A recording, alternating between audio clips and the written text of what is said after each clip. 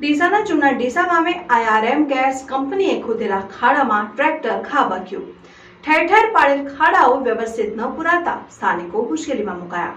ડીસા તાલુકાના જૂના ડીસા ગામે આઈઆરએમ ગેસ કંપની દ્વારા રસ્તા ઉપર ખાડા ખોદ્યા બાદ યોગ્ય રીતે ન પુરાતા તેમાં ટ્રેક્ટર ખાબક્યો હોવાની ઘટના બની હતી। સદનસીબે જાનહાનિ ટળી છે, પરંતુ રોડ ઉપર ઠેર ઠેર ખોદેલા ખાડાઓને સ્થાનિકો ભારે હાલાકી ભોગવી રહ્યા છે। ડીસા તાલુકાના જૂના ડીસા ગામે આઈઆરએમ ગેસ કંપની દ્વારા ઘરે ઘરે ગેસ કનેક્શન આપવા માટે રોડ ઉપર પાઇપલાઇન નાખવાનું કામકાજ ચાલી રહ્યું છે, જેને લઈને ઠેર ઠેર ખાડાઓ પડી જતા વાહન ચાલકો સહિત રાહદારીઓ ભારે મુશ્કેલીનો સામનો કરવો પડી રહ્યો છે।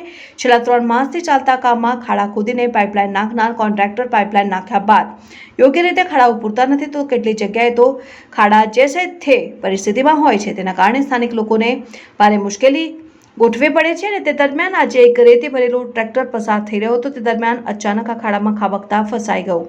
સદનસીબે જાનહાનિ ટળી હતી અને મહા મુસીબતે ટ્રેક્ટરને ખાડામાંથી બહાર કઢાવ્યું હતું। ત્યારે ગ્રામજનોની માંગ છે કે જૂના ડીસા ગ્રામ પંચાયત દ્વારા આઈઆરએમ કંપની દ્વારા ખોદવામાં આવેલા ખાડાઓને તાત્કાલિક યોગ્ય રીતે પૂરવામાં આવે તો વાહન ચાલકો અને ગ્રામજનોની મુશ્કેલીઓ હલ થઈ શકે।